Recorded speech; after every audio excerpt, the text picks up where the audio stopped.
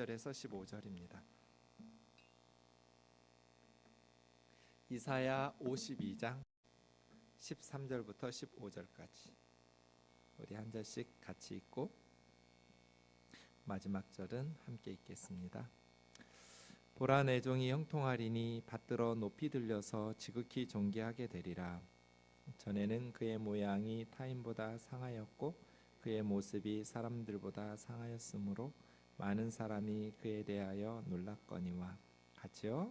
그가 나라들을 놀라게 할 것이며 왕들은 그로 말미암아 그들의 입을 봉하리니 이는 그들이 아직 그들에게 전파되지 아니한 것을 볼 것이요 아직 듣지 못한 것을 깨달을 것임이라. 아멘.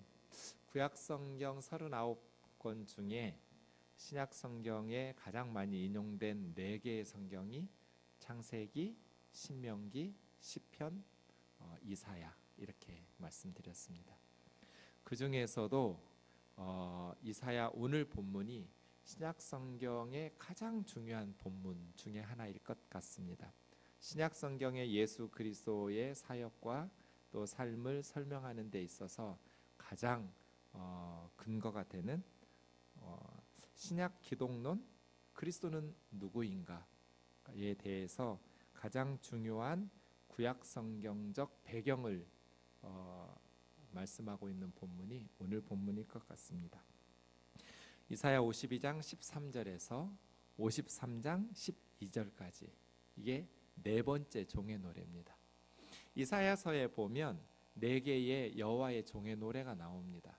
42장, 49장, 50장, 52장부터 53장 이렇게 4편의 여호와의 종의 노래가 나오는데 이 여호와의 종의 노래를 통해서 이 종의 정체가 누군가, 또 이 여호와의 종이 어떤 사역을 통해서 하나님의 뜻을 성취해내는가, 이게 종의 노래들을 통해서 나와가고 있는데요. 점점 이 여호와의 종의 노래가 새로운 내용들이 추가되면서 확대되는 모습들을 볼 수 있습니다. 이제 우리가 잘 알고 있는 52장 13절에서 53장에 걸친 이 4번째 마지막 여호와의 종의 노래는 여호와의 종의 고난을 통해서 하나님의 뜻을 성취하는 것입니다. 한 5단락으로 나눌 수 있는데요. 우선 오늘 우리가 살펴볼 52장 13절에서 15절은 여호와의 종의 놀라운 성공에 대해서 이야기하고 있습니다. 온 세상을 놀라게 하는 15절에 보면 왕들이 그 엄청난 여호와의 종의 성공에 입을 봉하고 나라들이 놀라게 되는 놀라운 여호와의 종의 성공에 대해서 이야기하고 있습니다. 그리고 이제 2번째 단락, 이게 이제 4번째 단락하고도 같고요. 첫 번째 단락은 마지막 5번째 단락하고 의미적으로 똑같은데요. 마지막 5번째 단락은 이제 하나님께서 계획하신 성공이기 때문에 여호와께서는 놀라지 않는 여호와의 종의 성공에 대해서. 그러니까 첫 번째와 5번째 단락을 이런 걸 이제 수미쌍관 이렇게 말하죠. 머리와 꼬리가 서로 관련 있는 수미쌍관법이에요. 1번과 5번이 같은 내용이에요. 종의 성공이에요. 그런데 첫 번째 단락에서는 온 세상이 놀라는 여호와의 종의 성공. 마지막 5번째 단락은 하나님께서는 놀라지 않아요.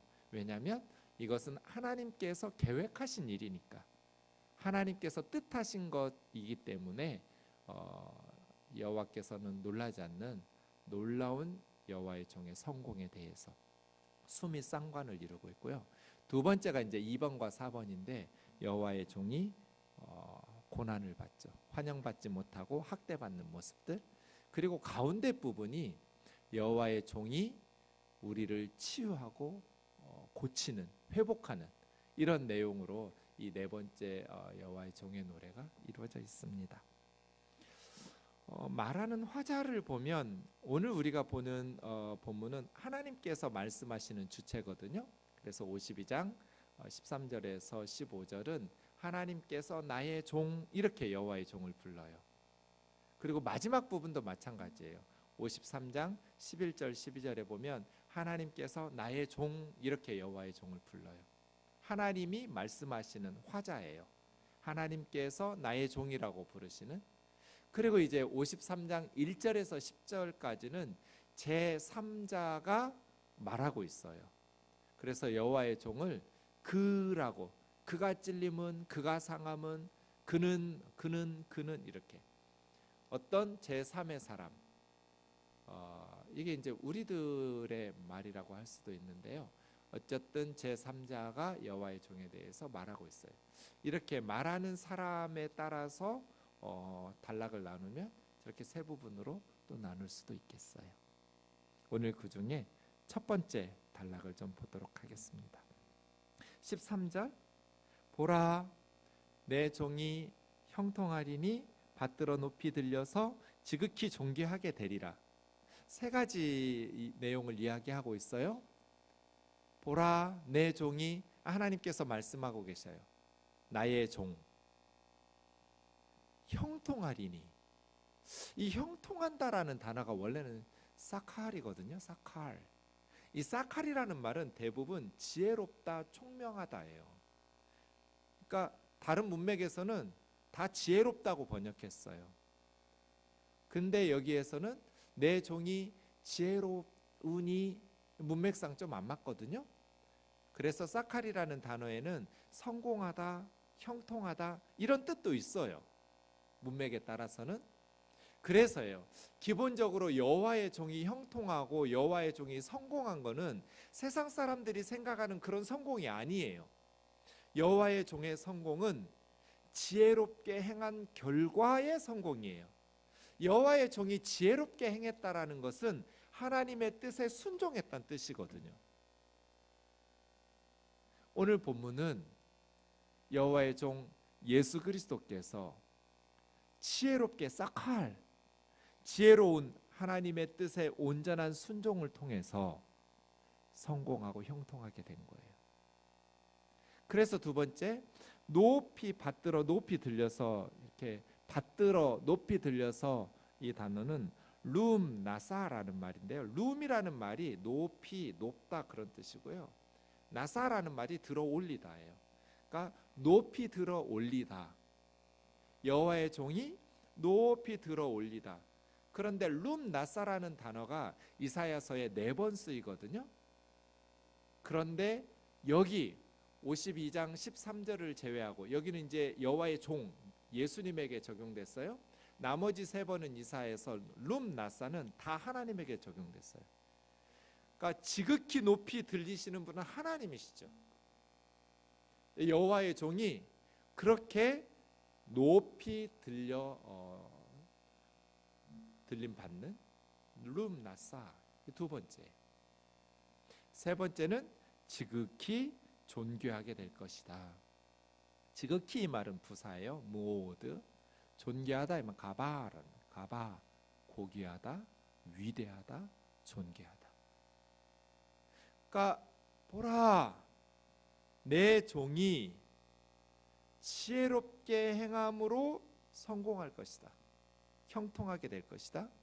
그리고 그래서 내 종이 높이 받들어 올려질 것이고, 누구처럼? 하나님처럼.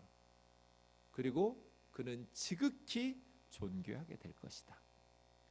그러니까 이미 13절에서부터 여호와의 종의 성공에 대해서 이야기하고 있잖아요. 그렇죠? 여호와의 종의 사람들과 비교할 수 없는 엄청난 형통, 성공에 대해서 노래하고 있어요. 그런데 여호와의 종이 왜 이렇게 높이 받들어져서 성공하는가? 14절 때문이에요. 우리 같이 한번 읽어보죠. 시작. 전에는 그의 모양이 타인보다 상하였고 그의 모습이 사람들보다 상하였으므로 많은 사람이 그에 대하여 놀랐거니와. 많은 사람이 여호와의 종을 보고 놀랐어요. 왜 놀랐어요? 너무나 상했기 때문에 놀랐어요. 여호와의 종이 너무나, 그러니까 여호와의 종이 받은 그 고난의 강도가 어느 정도였냐면 사람들이 못 알아볼 정도로 아주 경악을 할 정도로 여호와의 종이 상하는 거예요. 여호와의 종이 너무나 많은 고문, 고난을 통해서 그 형편이 형편없는 몰골을 보고 사람들이 경악을 금치 못하는. 그러니까 13절에서는 세 가지 표현으로 여호와의 종은 성공한다, 형통한다, 그리고 높이 받들어 올린다, 그리고 지극히 존귀하게 된다. 13절은 여호와의 종의 성공이에요.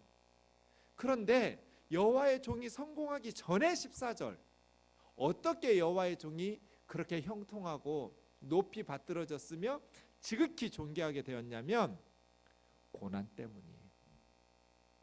세상의 방식으로 성공해서 형통한 게 아니에요. 정반대예요. 그래서요, 십자가는 패배 같죠. 철저한 실패 같아요. 하지만 역사상 최고의 성공 사례예요. 그게 십자가예요. 아멘이죠? 세상적으로 보면 최악의 실패예요. 사람들이 놀랄 만큼.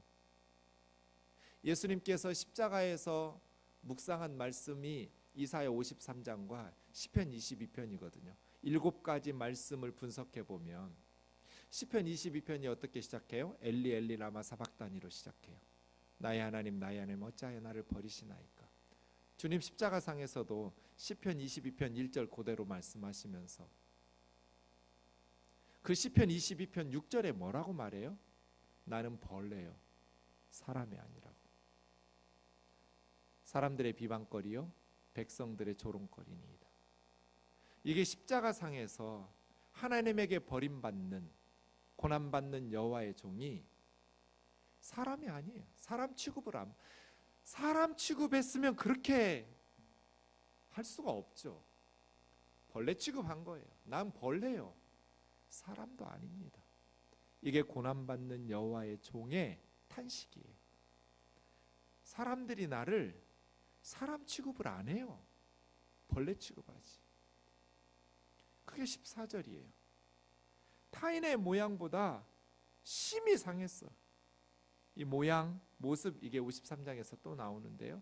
그의 모양은 아름다운 게 없어요. 그냥 마른 땅에서 나온 연한 순 같은 모양이에요. 멸시를 많이 받아서, 고난을 너무나 많이 받아서 사람들이 그를 보고 놀라는 거예요. 사람들보다 더 상하고 그 어떤 사람보다 더 상해서 많은 사람이 그에 대해서 놀랄 만큼, 경악할 만큼, 어쩌면 사람에게 저런, 벌레죠. 주님 벌레 취급받았어요. 사람으로서의 조그만한 애정과 존중이라도 있었다면 그렇게 함부로 하지 않았을 거예요. 그게 여호와의 종의 사역이었어요. 그 모양이 사람들보다 상하였고, 그 모습이 사람들보다 상하였으므로 많은 사람들이 그 모습을 보고 놀랐어요. 너무나 많은 고난을 받아서 사람처럼 보이지 않았어요. 극심한 고난으로 사람처럼 보이지 않았어요. 그래서 사람들이 놀랐어요. 여호와의 종의 성공은 세상적인 형통함을 통한, 그렇게 해서 이룬 성공이 아니에요. 14절, 고난과 그 하나님께서 인류 구원을 위해서 주셨던 사명을 지혜롭게 싹할 감당하심으로써 쟁취한 형통, 성공이에요. 하나님의 사명, 하나님이 주신 뜻을 지혜롭게 순종함으로써 얻으신 성공이에요. 우리도 마찬가지죠? 세상 사람들의 성공과 그리스도인의 성공은 달라요. 세상 사람들은 성공했다라고 말할 때 세상적으로 형통한 방식을 통해서 많은 부귀영화를 얻을 때 성공한 사람이라고 말해요. 그러나 하나님은 하나님의 뜻, 하나님이 주신 사명, 그 하나님의 뜻과 사명을 순종함으로써 지혜롭게 잘 감당한 사람을 성공한 사람, 사칼 이렇게 말해요. 하나님께서 저와 여러분의 삶을 성공했다라고 인정할 수 있는 그리스도인의 삶 되기를 주의 이름으로 축원합니다. 자신의 소명을 깨닫고 그 소명에 순종함으로 헌신하는 삶. 예수님처럼 말이에요. 예수님의 소명을 깨닫고 그 하나님의 뜻에 예수님께서 하나님의 소명을 깨닫고 그 하나님을 기쁘시게 하기 위해서 온전한 순종으로 하나님의 뜻을 이루어 가심으로써 성공하는 그런 주님의 성공을 본받아야죠. 마지막 15절이요. 또 놀래요. 나라들이 놀래고 왕들이 놀래요. 14절에서 많은 사람들이 놀란 이유는 여호와의 종이 고난 받아서, 너무나 극심한 고난을 받아서 그의 모습이 너무나 처참했기 때문에, 사람처럼 보이지 않았기 때문에 고난받은 여호와의 종을 보고 놀란 거라면, 15절에서는 그것을 통해서 이루어내신 여호와의 종의 그 사역, 그 엄청난 그 일들을 통해서 놀라는 거예요. 그가 나라들을 놀라게 할 것. 이 놀라게 한다고 번역하면 여러분 나나주를 보면 열방에 뿌릴 것이며 이렇게 말하기도 해요. 나자라는 말이 뿌리다라는 동사거든요. 기본적으로 피 같은 걸 뿌릴 때, 물 같은 걸 뿌리다예요. 나자. 그래서 나라들을 놀라게 할 것이며, 이거를 나라들을 뿌릴 것이며 이렇게 하기도 하거든요. 그렇게 하면 이제 예수님께서 모든 나라들에 예수님의 십자가의 피를 뿌린다. 의미적으로 그렇게 말할 수도 있겠지만 문맥상 놀라다가 맞는 것 같아요. 왜냐하면 나자에는 놀라다는 뜻도 있거든요. 어쨌든 이제 여호와의 종이 이루신 그 사역의 열매와 결과들을 보면서 열방이 놀라게 될 거예요. 그러니까 두 번 놀라는 거예요. 여호와의 종의 고난받은 모습을 보고 놀라고, 이제 여호와의 종이 그 고난을 통해서 이루어내신 인류 구원의 역사를 보면서 놀라는 거예요. 나라들이, 왕들도 놀라서 입을 봉하게 될 거예요. 왜요? 그 멸시받았던 종이 지극히 높임받는 모습을 볼 거거든요. 이 땅에서 그렇게 고난받았던, 십자가에 벌거벗고 살해당했던 그 사형수가 지극히 존귀한 하나님의 아들의 위엄을 가지고 심판하시는 모습을 볼 때 왕들은 입을 봉하게 될 거예요. 이 땅의 모든 사람들이 놀라게 될 거예요. 그들이 전파되지도 않았던, 들어본 적도 없었던 것들을 보게 될 것이고 깨닫게 될 것이에요. 그래서 15절은 한 번 더 놀래요. 여호와의 종이 이루어 놓으신 그 사역의 열매 때문이죠. 여호와의 종의 성공은 강한 군사력으로 나라들을 정복해서 나라들을 놀래키고 왕들을 입을 봉하게 하는 것이 아니에요. 그가 받은 극심한 고난을 통해서 이루신 그 구원을 통해서 백성들을 구원해내시는 그 모습을 통해서 나라들을 놀라게 하는 성공을 거두게 될 거예요. 유대 학자들은 이 네 번째 여호와의 종의 노래가 예수님의 십자가 사건으로 해석되는 것을 온 힘을 다해서 막아내려고 하고 있어요. 구약 성경에는 어떤 사람의 죄를 대신한다는, 어떤 사람이 다른 사람의 죄를 대신해서 고난받는다는 개념이 없다. 맞아요. 구약 성경에는 다른 사람의 죄를 대속해서 죽는다는 개념이 없어요. 여기가 유일해요.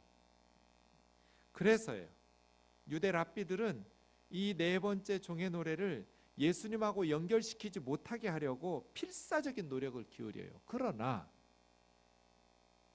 이 이사야 52장 13절에서 53장 12절 네 번째 종의 노래는 다른 해석이 불가능해요. 아무리 발악을 해도 이 문맥은 한 사람이 많은 사람들의 죄를 대신해서 죽어요. 어떻게 다른 해석이 불가능해요. 이건 랍비들도 인정이에요. 유일한 본문이에요. 남을 대속해서 죽는 사람이 없어요, 구약에는. 왜 없어요? 어떤 사람도 다른 사람을 대신할 수 없기 때문이에요. 그런데 딱 한 사람, 예수 그리스도. 그가 모든 사람의 죄를 대신해서 엄청난 고난을 통해서 인류 구원을 이루실 것이기 때문에 세상 죄를 지고 가는 하나님의 어린 양, 그 속죄 제물처럼. 그래서예요, 이 종이 지극히 높입니다. 이사야 53장은 앞부분과 끝부분이 종의 성공이라고 그랬잖아요. 종의 고난이 주제가 아니에요. 그 고난을 통해서 이루시는 성공이 주제예요. 여호와의 종은 고난받고 끝나지 않아요. 그 고난을 통해서 지극히 높임, 하나님처럼 말이에요. 이것은 계속해서 구약과 신약에서 이야기하고 있는 성경의 핵심 메시지예요. 오늘 본문 묵상하면서 저는 두 구절을 보고 마치려고 하는데요. 다니엘서 7장 13절에서 15절까지 보시죠. 다니엘은 기도하기 위해서 사자굴에 들어갔다 나온 사람이에요. 기도와 목숨을 맞바꾼 사람이에요. 그렇게 다니엘이 평생의 영성이 쌓인 노년에 70이 넘었을 때 환상을 보기 시작해요. 이게 다니엘 7장부터예요. 다니엘 보통 6장까지 재밌게 읽어요. 막 풀무불 나오고 사자굴 나오고. 정말 다니엘서에서 중요한 건 7장부터예요. 다니엘을 통해서 주신 하나님의 환상 말이에요. 그 다니엘의 환상 중에 13절부터 인자라는 사람의 아들, 한 사람의 아들이 하늘 구름을 타고 옛적부터 항상 계신 하나님 앞에 인도되는 장면이 나와요. 다니엘의 환상 속에서 보는 거예요. 옛적부터 항상 계신 이는 앞에서 이미 나왔어요. 7장 앞부분에서 하나님이에요. 왜냐하면 옛적부터 항상 계신 하나님이 온 세상을 심판하고 계시거든요. 그러니까 한 사람이 인자, 한 사람의 아들이니까 사람이에요. 한 사람이 옛적부터 항상 계신 하나님 앞에 인도함을 받았는데 하늘 구름을 타고 와요. 불기둥과 구름기둥, 하나님의 운송수단이거든요. 하나님의 임재의 상징이에요. 그러니까 하늘 구름을 타고 왔다는 것은 이 사람인데, 분명히 다니엘 눈에 보인 건 사람이었거든요. 인자니까, 사람의 아들이니까. 그런데 신적인 존재처럼 등장해요. 하나님 앞으로 하늘 구름을 타고. 14절, 그랬더니 하나님께서 그 인자, 그 사람의 아들에게 권세와 영광과 나라를 줘요. 어떤 권세? 영원히 소멸되지 않는 권세. 어떤 나라? 영원히 멸망하지 않는 나라. 어떤 영광? 모든 백성, 모든 나라, 모든 언어를 사용하는 사람들이 그를 예배하고 엎드려 경배하는. 여러분, 15절에서 다니엘이요, 미치려고 그래요. 이 할아버지 평생 온 세상의 우상들은 다 거짓 사람들이 만들어낸 가짜요. 모든 백성, 모든 나라, 모든 언어로 경배하실 분은 오직 창조주 하나님, 이스라엘의 여호와 하나님 한 분이잖아요. 이 할아버지 평생 그렇게 신앙생활했던 분이잖아요, 다니엘은. 그래서 신상에게 절하지 않고 우상에게 절하지 않고 그런 거 아니에요. 그런데 도대체 하나님께서 이 인자, 이 사람이 누구길래 이 사람의 아들에게 모든 백성, 모든 나라, 모든 언어를 사용하는 사람들이 엎드려 경배하게 하냔 말이에요. 하나님만 경배해야죠. 그러니 다니엘이 당연히 그가 보았던 환상 때문에 근심하고 번뇌하기 시작하죠. 우리는 15절을 이해할 수 있어요. 상상도 해보지 못한 거예요. 근데 자기가 본 환상에는 분명히 하나님께서, 옛적부터 항상 계신 그 하나님이 하늘 구름을 타고 인도받은 그 사람에게 권세와 영광과 나라를 줘요. 예수님은 자기 호칭으로 인자를 사용해요. 인자가 이르노니 인자가 가라사대. 한 번도 메시아가 이르노니 하나님의 아들이 가라사대 이런 적이 없어요. 주님은 예수님의 자기 호칭, 예수님은 자기 자신을 부를 때 항상 인자라고 부르셨어요. 그 사람의 아들인데 인자 앞에 정관사 덜을 붙였어요. 그 사람의 아들. 앞에 나온 어떤 사람의 아들을 지칭하는 거죠. 예수님께서 지칭하셨던 그 사람의 아들은 누구예요? 다니엘이 환상에서 보았던 다니엘 7장 13절 14절이에요. 내가 바로 그 인자라는 거예요. 그런데 다니엘 7장에 보면 이제 이것을 해석해줘요. 천사가 다니엘에게 이 인자에 대한 환상을 해석해 줄 때 어떻게 이 인자가 이렇게 지극히 높임 받는가. 모든 백성, 모든 나라, 모든 언어를 사용하는 사람들에게 경배를 받는 이거 하나님이죠. 어떻게 이렇게 지극히 높임 받는, 지극히 존귀하게 되는가?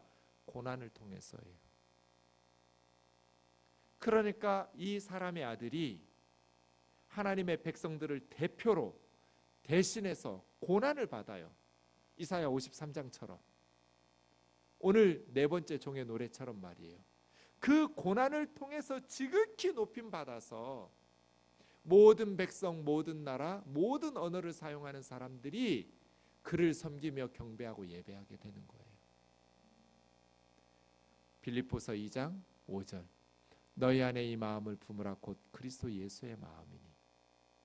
그는 근본 하나님의 본체이시지만 하나님과 동등됨을 취할 것으로 여기지 않으시고 자기를 비워 종의 형체를 가지사 사람들과 같이 되시고 사람의 모양으로 나타나서 자기를 낮추시고 죽기까지 복종 곧 십자가에 죽으십니다.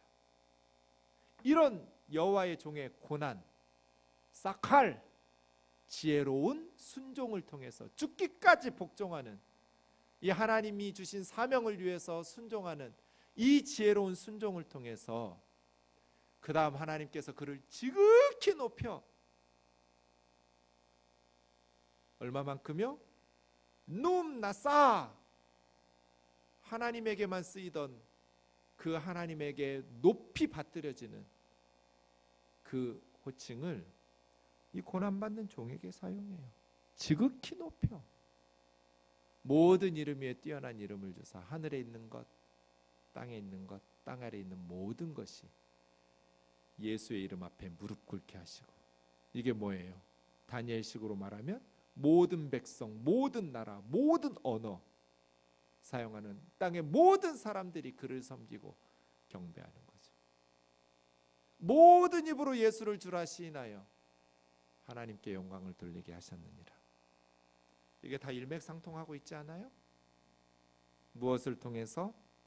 죽기까지 복종하는, 그래서 벌레 취급당하고 너무나 고난을 많이 당해서 사람으로 보이지도 않는 받으신 고난을 통해서 하나님께서 그를 지극히 높여서 내 종이 형통하리니 들려서 받들어 높이 들리고 지극히 존귀하게 되는 여호와의 종의 성공, 그 사역의 완성을 통해서 모든 백성, 모든 나라, 모든 언어의 사람들이 그 예수 그리스도 이름 앞에 무릎을 꿇고 예수 그리스도를 주라 시인하고 예수 그리스도를 나의 주 나의 하나님으로 영접하고 그 예수 그리스도를 통해서 하나님의 구원에 동참하게 되는 이 놀라운 구원의 역사들이 성경의 주제죠. 달리 해석할 방법이 없어요. 세상 죄를 지고 가는 하나님의 어린 양, 그 예수님께서 저와 여러분을 위해서 받으신 그 고난을 통해서 하나님의 뜻을 성취하는데, 이제 다음 주 53장으로 가면 말은 한마디도 하지 않아요. 행동으로, 행동으로. 털 깎는 자 앞에 잠잠한 양처럼, 도살장으로 끌려가는 어린 양처럼 입을 열지 않아요. 이게 순종이에요. 순종은 입으로 떠들어대는 게 아니에요. 행동으로 따르는 것, 하나님의 뜻을 받드는 것이지 말로 주신 사명 감당하는 게 아니에요. 묵묵히 삶으로, 행동으로 보이고 순종함으로 드러내는 것이지. 예수 그리스도의 뒤를 따르는 저와 여러분 되기를 주의 이름으로 축원합니다. 예수님을 선두에 두고 묵묵히 우리도 예수님처럼 열방의 구원을 위해서 주님의 뒤를 따르는 주의 제자들 되기를 주의 이름으로 축원합니다.